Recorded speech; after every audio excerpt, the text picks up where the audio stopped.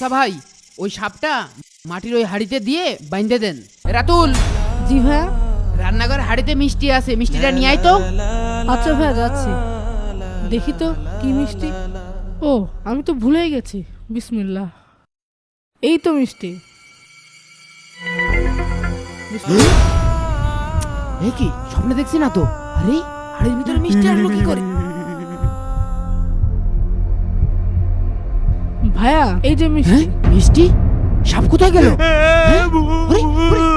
এনার আবার কি হলো? ভূত ভূত ভূত, আল্লাহ গো বাঁচাও, ভূত ভূত, আল্লাহ গো। এই হাড়ির ভিতরে তো সাপ ছিল, সাপ কোথায় গেল? কিসের সাপ? তোর কিছু হয়নি তো ভাই? আমার মাফ করে দিস ভাই। হুজুর, জি, আমরা দুই ভাই ইসলাম গ্রহণ করতে চাই। তোমরা ইসলাম ধর্ম গ্রহণ কেন করতে চাও? তাহলে শুনুন। বিসমিল্লাহ।